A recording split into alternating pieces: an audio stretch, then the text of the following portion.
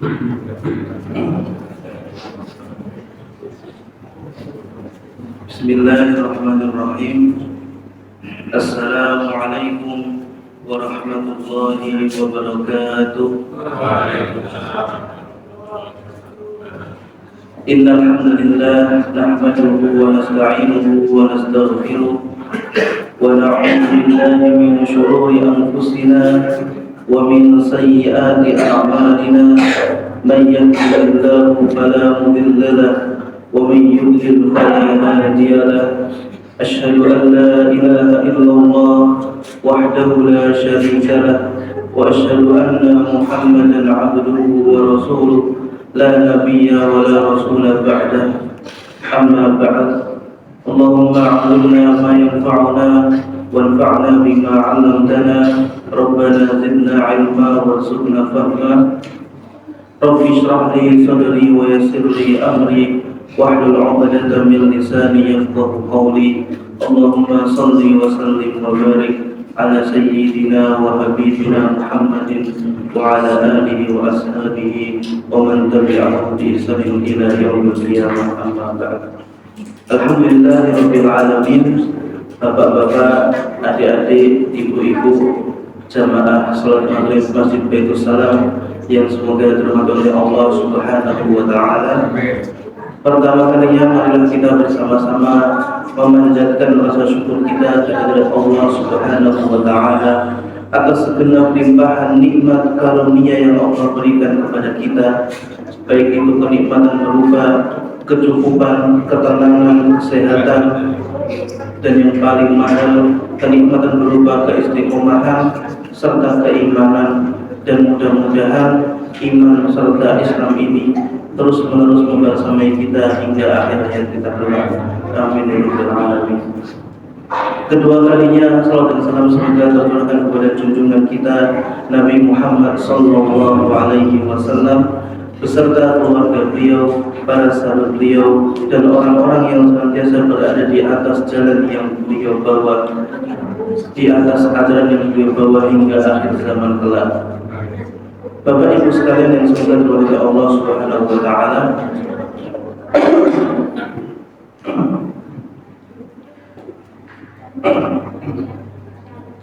Alhamdulillah, pada malam hari ini kita insyaallah akan kembali melanjutkan kajian tafsir kita masih di surat Al-Balad.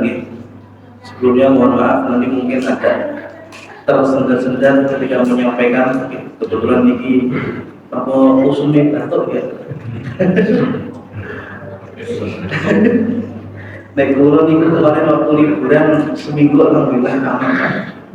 Ya, qadarullah setelah sampai di Pacitan sehari aman, malamnya langsung gimana niku batuk, pilek dan lain-lain. Mudah-mudahan tetap semangat beribadah guys, sedaya amin. Baik, Allah Subhanahu wa taala berfirman, A'udzu billahi minasyaitonir rajim. Bismillahirrahmanirrahim. La uqsimu bihadzal balad wa anta hillun bihadzal balad wa walidin wa ma walad laqad khalaqnal insana fi kabad ayahsabu an lan yaqdiru alayhi ahad yaqulu ahlaktu malan lubadan ayahsabu an lam yarahu ahad alam naj'al lahu 'aynayn wa lisanan wa shafatayn wa hadaynahu al-najdayn falaqtahama al-'aqabah wa ma adraka mal 'aqabah fakku raqabah aw it'amun fi yaumin dhi masghabah. Di pertemuan yang lalu Bapak Ibu sekalian kita sudah sampai pada ayat yang berbunyi aw it'amu fi yaumin dhi masghobah. Jadi ketika Allah Subhanahu wa taala menyebutkan ini loh bentuk-bentuk ketaatan yang luar biasa, yang mana ketaatannya ini pengerjaannya seakan-akan seperti kita sedang mendaki jalan yang tinggi, yang terjal untuk mendapatkan kemuliaan yang luar biasa. Amal yang sebelumnya Allah mengatakan fakmurokoban, membebaskan budak hamba sahaya. Maka kemudian amal berikutnya adalah au it'amun fi yaumin dzi masghab. Yang pertama Bapak Ibu sekalian, Allah berfirman au it'amun, atau memberi makan. Maka memberi makan ini sendiri Bapak Ibu sekalian, pada zatnya, pada esensi amalannya itu sudah termasuk amal yang luar biasa. Sehingga di dalam berbagai kesempatan, di dalam banyak riwayat Rasulullah Shallallahu Alaihi Wasallam menyebutkan beberapa keutamaan dari amalan memberi makan. Niki memberi makan secara mutlak. Meskipun nanti pada ayat Al-Balad disebutkan memberi makan yang memiliki sifat-sifat tertentu. Tetapi Bapak Ibu sekalian, memberi makan saja secara mutlak itu sudah termasuk amalan yang luar biasa. Di antaranya adalah sabda Rasulullah Shallallahu Alaihi Wasallam ketika beliau ditanya oleh seorang sahabat, "Ya Rasulullah, ayyun nasi ahabbu ilallah?" Jadi seorang sahabat itu bertanya kepada Rasulullah, "Wahai Rasul, ayyun nasi ahabbu ilallah?" Siapakah manusia yang paling dicintai oleh Allah Subhanahu wa taala?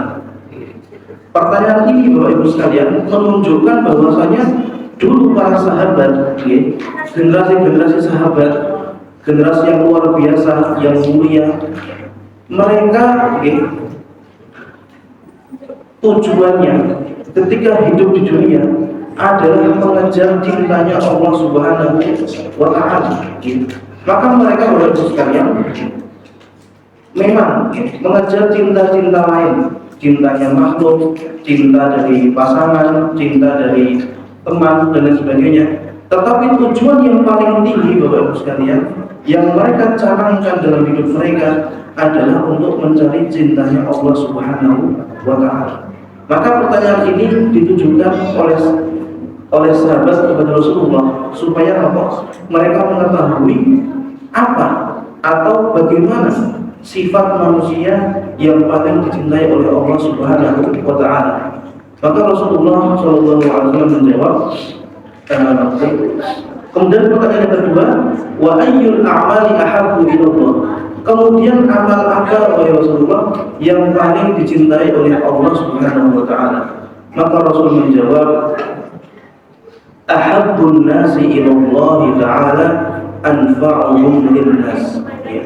Sebaik-baik manusia ataupun manusia yang paling dicintai oleh Allah Subhanahu wa taala adalah anfa'uhum linnas, yang paling banyak memberikan manfaat kepada manusia sesama, yang paling banyak memberikan manfaat dari apa yang ia miliki kepada orang lain. Ini Bapak Ibu sekalian adalah jenis ataupun sifat manusia yang paling dicintai oleh Allah Subhanahu wa taala. Manfaat apa yang dimaksud Bapak Ibu sekalian? Segala manfaat, baik itu yang berkaitan dengan dunia, berkaitan dengan akhirat, berkaitan dengan apapun. Maka Bapak Ibu sekalian yang dimuliakan oleh Allah Subhanahu wa taala, kita melihat kepada diri kita masing-masing, apa yang kiranya yang saya miliki ini bisa memberikan manfaat kepada orang lain. Apakah harta, apakah kekuatan, apakah ilmu, apakah jabatan, dan seterusnya Bapak Ibu sekalian. Kenapa kita harus melihat ini? Karena ini adalah wasilah kita Bapak Ibu sekalian untuk mengejar menjadi predikat manusia yang paling dicintai oleh Allah Subhanahu wa taala. Kemudian Rasul melanjutkan sabdanya, wa habbul a'mali ilallahi azza wa jalla. Adapun sebaik-baik amalan yang paling dicintai oleh Allah Subhanahu wa taala, maka Rasul bersabda, sururun tudkhiluhu ala muslim. Amal yang paling Allah cintai Bapak Ibu sekalian adalah sururun, kebahagiaan tudkhiluhu ala muslim, yang engkau masukkan, yang engkau letakkan kepada saudara muslimmu yang lain. Maka ini berkaitan dengan yang tadi, anfa'uhum linnas, orang yang paling dicintai Allah adalah orang yang paling banyak manfaatnya, dan amalan yang paling dicintai Allah adalah amalan yang mana amal ini Bapak sekalian menjadi wasilah supaya orang lain itu bahagia, supaya orang lain itu gembira. Maka kemudian Rasul merinci apa itu amalan yang paling atau amalan yang membahagiakan orang lain. Di antaranya Bapak Ibu sekalian, amalan yang paling membahagiakan orang lain yang sehingga Rasul sampai menyebutkannya ada 3. Yang pertama adalah au-takshifu anhu qurbatan. Supaya orang lain itu bahagia, kamu takshifu anhu qurbatan, menghilangkan ataupun membantu dirinya, membantu orang lain ketika ia sedang ditimpa kesulitan. Misalnya Bapak Ibu sekalian, kita sedang ditimpa kesulitan, tiba-tiba ada yang membantu kita. Oh, jenengan sedang susah, monggo bantu. Niku senang betul Pak?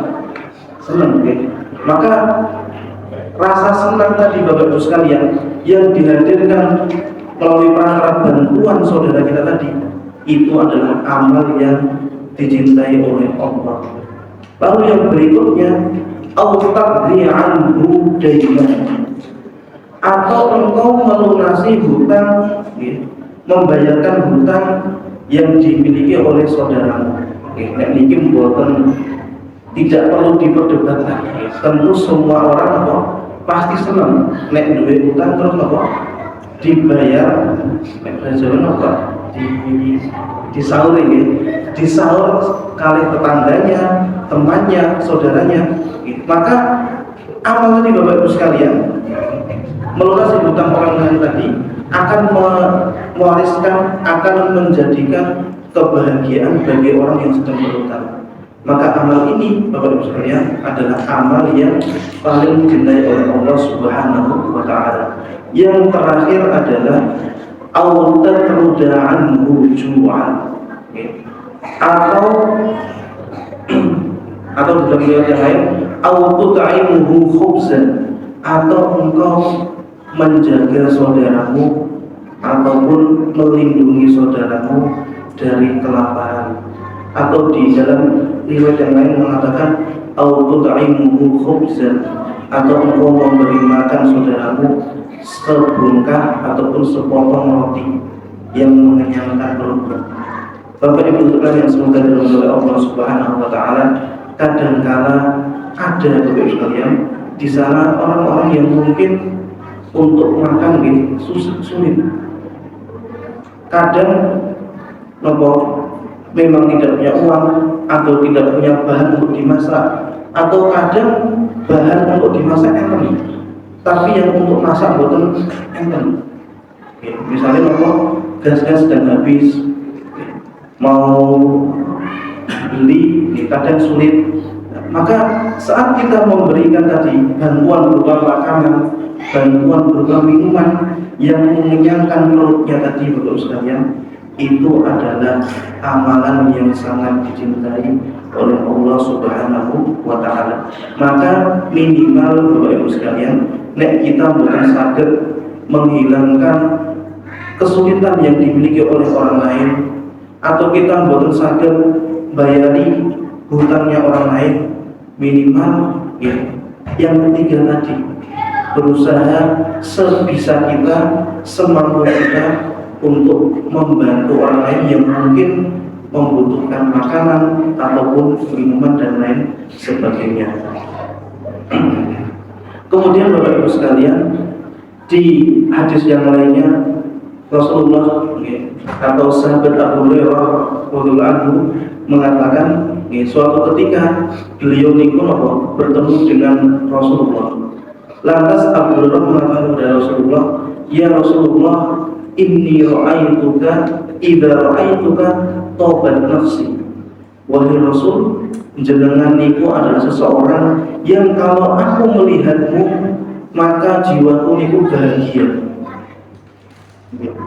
Wa qarrat aini, kemudian ketika aku melihatmu wahai Rasul, mataku niku berbinar-binar. Maka kemudian Abu Hurairah bertanya kepada Rasulullah, "Qultu ya Rasulullah, ambini an amri idza akhadtu bihi dakhaltul jannah." Wahai Rasul, tolong ambini, kabarkanlah kepadaku tentang amalan-amalan idza akhadtu bihi, jika aku mengambil amal tadi atau jika aku melazimi amal tadi, dakhaltul jannah, aku akan dimasukkan oleh Allah ke dalam surga. Ini pertanyaan kembali yang luar biasa. Bahwa sahabat itu bertanya kepada Ibu sekalian, tujuannya pokoknya kalau membuatkan mencari cintanya Allah, amal apa yang perlu dicintai oleh Allah. Yang berikutnya adalah bagaimana supaya amal itu memasukkan pelakunya ke dalam surga. Maka kemudian Rasul menjawab dengan sabdanya, qala afshis salam, sebarkanlah salam. Kita bertemu saudara, bertemu teman, bertemu keluarga, itu apa? Mengucapkan salam, menyebarkan salam, menyapa dan lain sebagainya. Wa at'imit ta'am, amal yang berikutnya adalah berikanlah makan atau lazimilah engkau untuk memberi orang lain makanan sesuai dengan yang dimampu. Wasilul arham, kemudian sambunglah silaturahim, sambunglah persaudaraan dengan kerabat, dengan kakak, adik, sepupu, paman dan seterusnya. Wa qum bil laili wan nasu niyam, kemudian bangunlah engkau di malam hari untuk bermunajat kepada Allah, salat malam, wan nasu niyam, ketika manusia sedang tidur. Tsumma udkhul jannata bis-salam, maka jika engkau melazimi amal-amal ini wahai Abu Hurairah, engkau akan masuk ke dalam surga dalam keadaan selamat. Bapak Ibu sekalian yang semoga dirahmati oleh Allah Subhanahu wa taala, maka dari firman Allah tadi, au it'amun, atau memberi makan. Memberi makan ini dari esensinya ataupun secara mutlak adalah amalan yang luar biasa, amalan yang bisa menjadikan pelakunya untuk sampai ke surga, amalan yang bisa menjadikan pelakunya untuk menjadi orang yang paling dicintai oleh Allah, dan amalan yang ia perbuat adalah amalan yang paling dicintai oleh Allah Subhanahu wa taala. Namun di surat Al-Balad ini Bapak Ibu sekalian, Allah melanjutkan dengan kalimat fi yaumin dzi masghubah, atau memberi makan pada hari di mana yang di sana ada masghubah, ada kesulitan. Maka memberi makan di sini Bapak Ibu sekalian tingkatannya naik satu level dibandingkan memberi makan secara mutlak.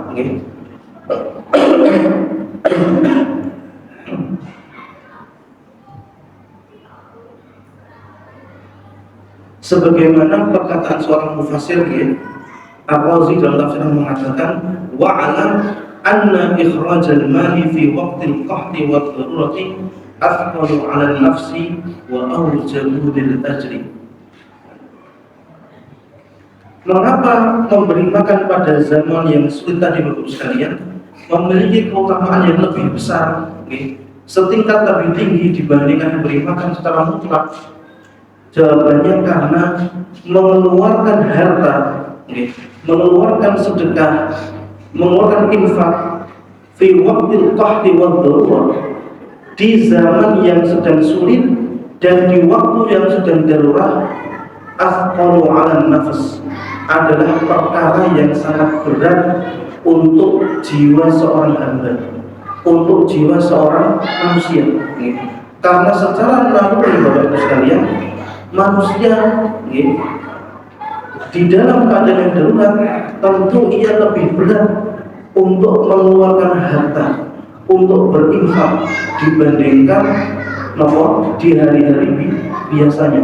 Sehingga beliau mengatakan, karena itu aujabulil ajr, karena itulah Bapak Ibu sekalian, orang yang masih mampu untuk menginfakkan hartanya di zaman yang sulit, di keadaan yang darurat, aujabulil ajr, ia lebih berhak untuk dilipat gandakan balasan yang ia dapatkan dari Allah Subhanahu wa Ta'ala.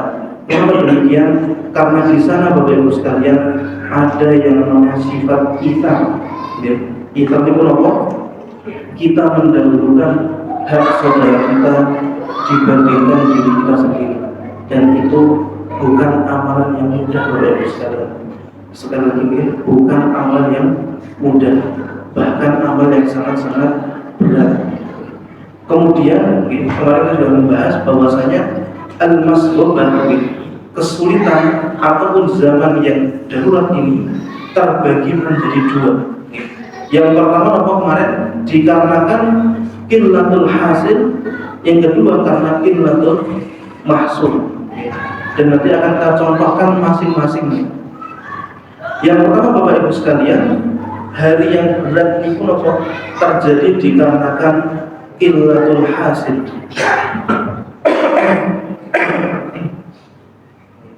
Atau qillatul mahsul, sedikitnya yang dikeluarkan atau sedikitnya yang dihasilkan oleh bumi. Misalnya Bapak Ibu sekalian, kita berada di zaman yang contohnya ternyata panen gagal, buah-buahan tidak berbuah, kemudian sungai kering, mencari ikan sulit. Maka ini Bapak Ibu sekalian adalah termasuk yaumun masghubah, hari yang berat. Hari itu mungkin kita punya uang, punya harta, tapi kita tidak bisa membeli. Kenapa? Karena tidak ada makanan yang bisa dibeli. Dan ini Bapak Ibu sekalian pernah terjadi pada zaman Khalifah Umar bin Khattab radhiyallahu taala anhu. Jadi Bapak Ibu sekalian, pada zaman Umar bin Khattab, beliau menjadi khalifah, itu pernah terjadi musim paceklik bertahun-tahun. Jadi bertahun-tahun itu kekeringan, tidak ada air, kemudian buah-buahan tidak tumbuh, sehingga pada waktu itu Bapak Ibu sekalian banyak sekali dari kaum muslimin yang meninggal dunia dikarenakan kelaparan. Dikarenakan kelaparan.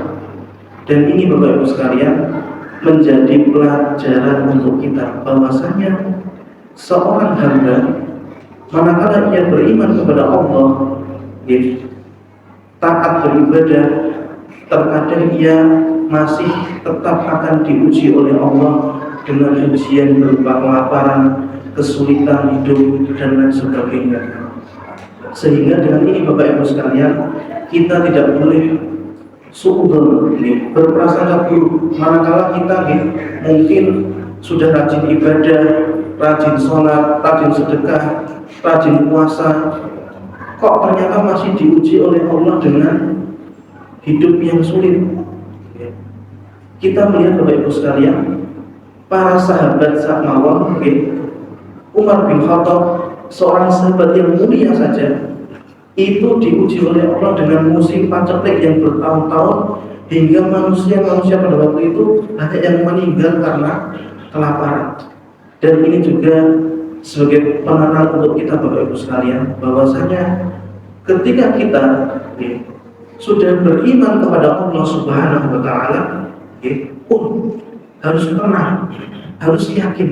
Mengapa? Karena setiap yang Allah turunkan kepada kita berupa hal-hal yang mungkin kita tidak menyukainya, Al-Quran tidak menyebutnya dengan kalimat adab ataupun iqab. Ketika ada hal berat yang menimpa kaum muslimin atau orang yang beriman, Allah tidak menyebutnya dengan kalimat ini adalah adab atau ini adalah hukuman, tetapi Allah menyebutnya dengan kalimat musibah. musibah. Bedanya apa Bapak Ibu sekalian? Bedanya musibah dengan azab adalah musibah ini manakala menimpa orang yang beriman, maka manfaatnya ada dua Bapak Ibu sekalian. Jika orang yang beriman tadi kebetulan adalah tiang ataupun manusia yang banyak berbuat kesalahan, banyak berbuat dosa, banyak berbuat hal-hal yang tidak disukai oleh Allah, tapi Allah masih memiliki keimanan kepada Allah, maka musibah tadi, hal-hal yang berat tadi adalah sesuatu yang diturunkan oleh Allah kepadanya dengan tujuan untuk menghapuskan dosa-dosa yang ia perbuat, sehingga nanti di akhirat ia akan menemui Allah Subhanahu wa Ta'ala dengan dosa-dosa yang telah diampuni.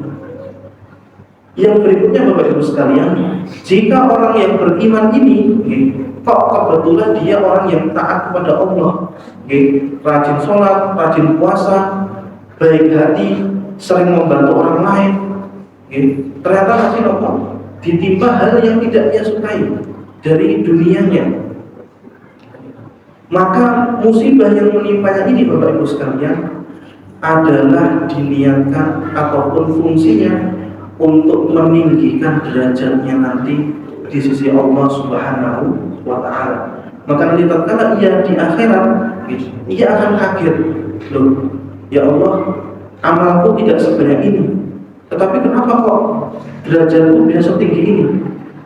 Jawabannya apa Bapak Ibu sekalian? Dikarenakan kesabaran yang ia miliki saat Allah menimpakan kepadanya suatu musibah. Dados ini harus menjadi keimanan dan keyakinan di dalam hati kita bahwasanya orang yang beriman kepada Allah Subhanahu wa Ta'ala itu bahasanya bukan diadab atau dihukum, tapi diberi musibah. Dan musibah fungsinya adalah untuk menghapus dosa-dosa kita atau untuk meninggikan derajat kita. Dan itu adalah sesuatu Bapak Ibu sekalian yang hanya dimiliki oleh orang-orang yang beriman kepada Allah Subhanahu wa Ta'ala. Maka kita harus mensyukuri hal ini. Alhamdulillah. Kita berikan ke kisah tadi. Maka kemudian Bapak Ibu sekalian, dikarenakan beratnya musibah yang menimpa kaum muslimin tadi, akhirnya para sahabat niku menemui sahabat Umar bin Khattab, menemui khalifah, menemui pimpinan negara. Wahai khalifah, kita ditimpa kesusahan yang luar biasa. Ini bagaimana menurutmu? Apa jalan keluarnya? Maka Umar bin Khattab mengatakan, insya Allah sebelum terbenamnya matahari, Allah akan memudahkan urusan kita dan Allah akan mengangkat musibah ini dari kita. Dan ternyata benar-benar terjadi Bapak Ibu sekalian. Dan sahabat Umar bin Khattab ini Bapak Ibu sekalian termasuk sahabat yang memiliki basirah yang tinggi atau mata batin yang tinggi. Bahkan nanti kita membaca kisahnya beliau, seringkali Bapak Ibu sekalian ucapan Umar bin Khattab itu mendahului wahyunya Allah. Terus Al-Quran belum turun kepada Rasulullah, tapi Umar sudah mendahului. Ya Rasul, jangan begini. Padahal belum ada larangan dari Allah. Nanti tidak lama kemudian turun ayat yang melarang Rasul untuk berbuat demikian. Maka tadi saat Umar mengatakan, insya Allah sebelum terbenam matahari Allah akan mengangkat musibah kita, ternyata benar Bapak Ibu sekalian. Di waktu sore terdengar kabar bahwasanya sahabat Utsman bin Affan radhiyallahu ta'ala anhu yang saat itu belum menjadi khalifah dan adalah seorang saudagar yang kaya, dikabarkan datang dari Syam menuju ke Madinah membawa kafilah dagang, membawa rombongan unta, yang mana setiap unta ini Bapak Ibu sekalian membawa bahan-bahan makanan, membawa bahan-bahan minuman yang dibutuhkan oleh orang-orang di Madinah. Maka kemudian tatkala kabar ini sampai kepada kaum muslimin, lalu Utsman bin Affan beserta dengan rombongan timpannya tadi sampai di rumahnya. Maka Bapak Ibu sekalian, kaum muslimin berdesakan ingin membeli dengan sahabat Utsman. Tetapi ternyata dalam riwayat disebutkan yang pertama kali masuk ke rumah Utsman itu bukan rakyat biasa atau bukan masyarakat biasa, melainkan at-tujjar, para pedagang.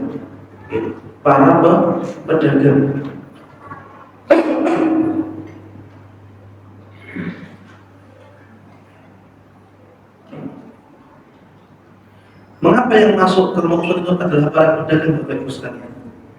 Karena para pedagang ini tidak ingin didahului oleh orang lain. Mereka ingin membeli dari Utsman bahan-bahan pokok sebanyak-banyaknya. Lalu apa?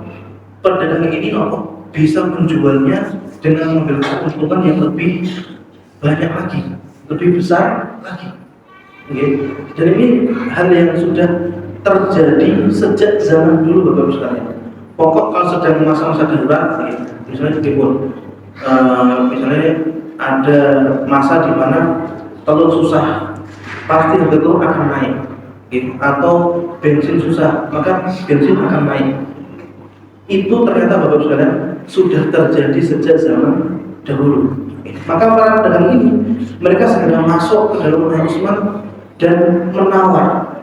Maka kemudian sahabat Utsman bin Affan mengatakan, berapa yang bisa kalian berikan kepadaku?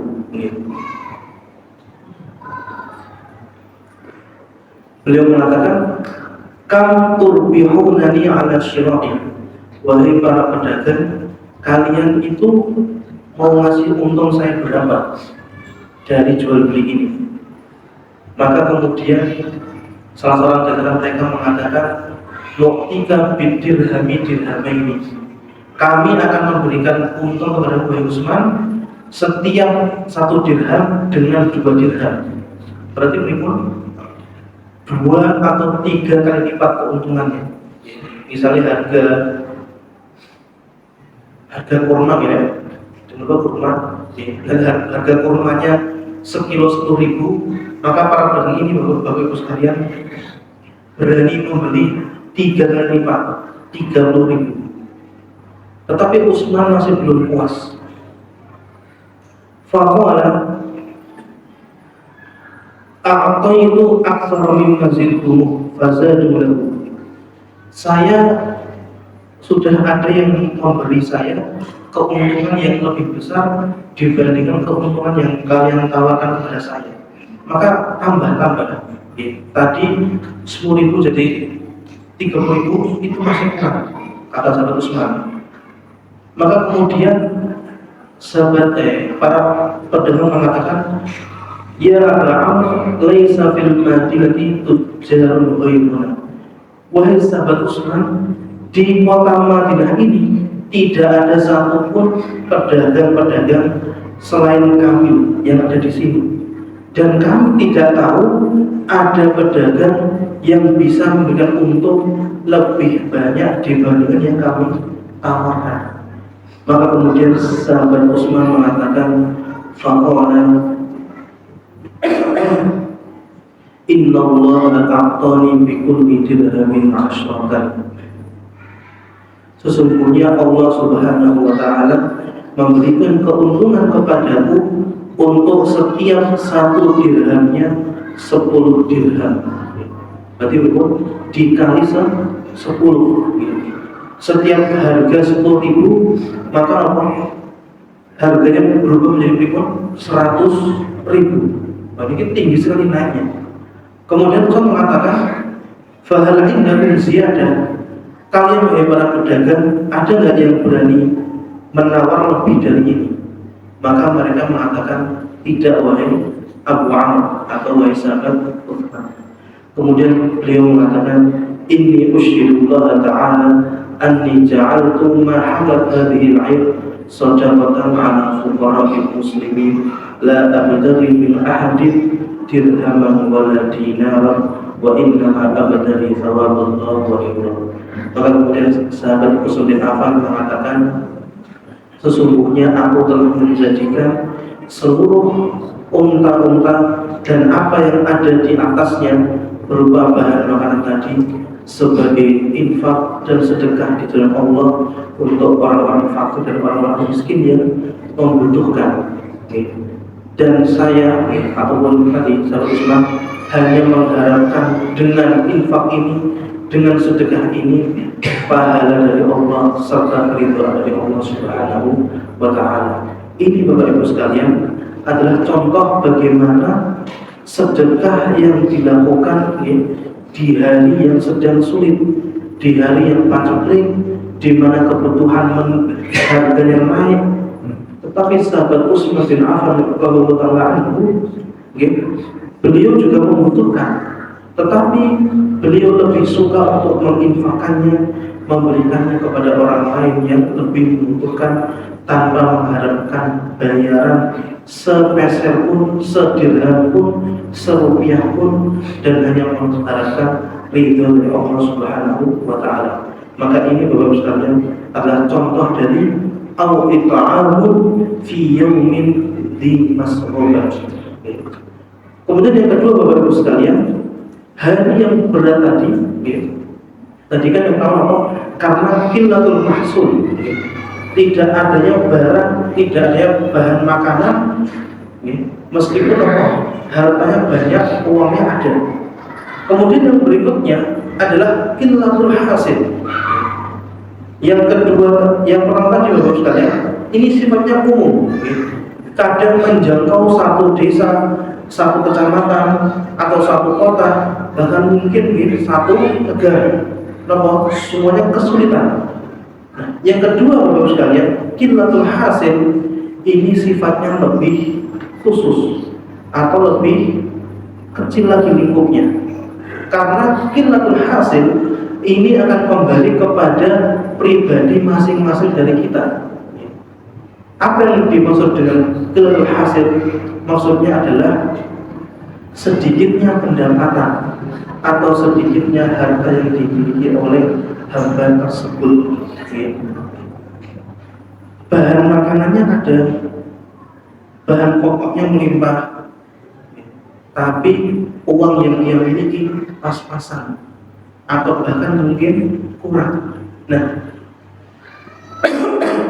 pada masa-masa seperti ini Bapak Ibu sekalian, kok hamba tadi masih mau untuk berinfak, masih mau untuk bersedekah, maka sedekah yang dia keluarkan, infak yang dia keluarkan tadi Bapak Ibu sekalian adalah it'amun fi yaumin dzi mas'ubat, memberi makan yang sifatnya satu level di atas memberi makan secara mutlak. Kenapa?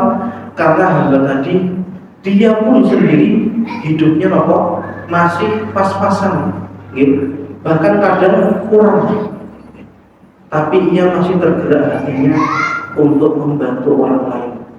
Dan ini Bapak sekalian tentu bukanlah amalan yang mudah untuk dikerjakan. Kalau ditanya apakah ada yang mengerjakannya, jawabannya ada. Mungkin kita tidak mengetahuinya dan mungkin kita mengetahuinya. Di antara yang kita ketahui adalah kisah yang kemudian dituliskan oleh sejarah, maka sampai kepada kita. Di antaranya adalah hadis Rasulullah SAW. Dikisahkan suatu ketika datang seorang tamu kepada Rasulullah.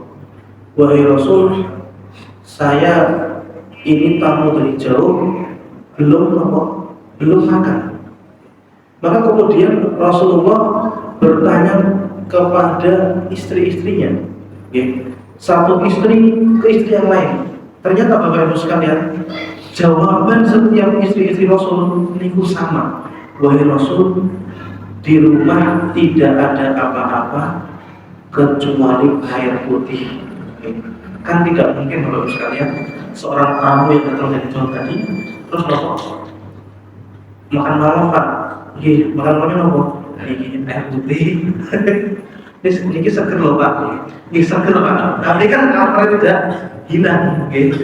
Sehingga Rasulullah ketika beliau mengetahui tidak ada satupun dari keluarga yang sanggup untuk menjamu tamu tadi, Rasul beralih kepada para sahabat, man yudhayyifu hadhihi lailah rahimahullah.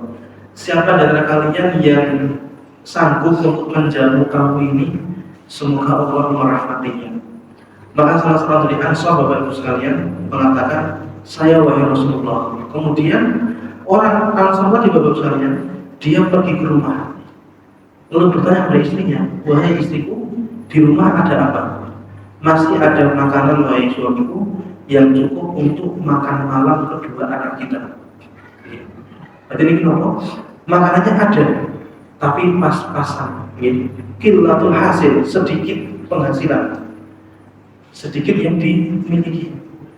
Maka kemudian sebenarnya mengatakan kepada istrinya, tolong anak-anak gak usah dikasih makan malam, dikasih minum, terus diajak ke kamar tidur, terus pokoknya gimana caranya biar bisa tidur, mau didongengi, dipijeti, pokoknya tidur. Dan ternyata berhasil, Bapak sekalian. Setelah anak-anak tadi tidur, Bapak Ibu sekalian, maka datanglah tamu tadi. Makanan tadi, Bapak Ibu sekalian, hanya cukup untuk satu orang dewasa, karena 2 porsi anak kecil sama dengan 1 porsi orang dewasa. Maka kemudian ia mengatakan kepada istrinya, nanti kalau sudah datang tamunya, sudah datang waktunya makan, matikan lampu, kita pakai piring kosong, biar piring yang ada isinya dimakan oleh tamu kita. Maka malam itu, Bapak Ibu sekalian, sahabat tadi dengan kekuatan yang dia miliki menjamu seorang tamu hingga ia kenyang, padahal dirinya pun sedang terluka. Maka di pagi harinya, Bapak Ibu sekalian, ketika Rasul bertemu dengan sahabat tadi, Rasul bersabda, laqad ajiballahu bi sani'ahuma al-barihah. Allah takjub dengan perbuatan kalian tadi malam. Takjubnya Allah, Bapak Ibu sekalian, ini mungkin sedikit membahas akidah sebelum kita tutup. Takjubnya Allah, Bapak Ibu sekalian, itu tidak boleh disamakan dengan takjubnya makhluk. Kenapa, Bapak Ibu sekalian? Karena takjub itu ada takjub yang sifatnya itu kekurangan, ada takjub yang sifatnya itu baik dan kesempurnaan. Pertama, Bapak Ibu sekalian, takjub yang sifatnya kekurangan, dan ini tidak boleh kita sematkan, kita sifatkan kepada Allah Subhanahu wa Ta'ala, karena Allah adalah Zat yang Maha Sempurna, adalah sifat takjub yang berangkat karena ketidaktahuan. Sifat takjub yang berangkat karena apa? Kita tidak tahu hakikat suatu perkara tadi. Berikan misalnya nih, kita nonton TV, acara sulap itu dari takjub, betul Pak. Kadang apa? Kartu 1 gimana ya sulap? Bisa jadi 3, atau misalnya pesulap bisa menebak, oh itu di kantongnya Pak Mulyanto ada apa misalnya, kalau nggak sakit Pak, kalau nggak sulap, misalnya, nah orang bingung, kok bisa? Padahal niku ada triknya, betul Pak? Ada. Maka orang takjub karena tidak tahu triknya. Nah ini Bapak Saudara tidak boleh kita serahkan kepada Allah. Adapun takjub yang kedua adalah takjub yang berangkat dari kekaguman seseorang atau kekaguman terhadap sesuatu hal, karena hal ini keluar dari sifat umumnya. Misalnya umumnya anak muda itu tidak suka atau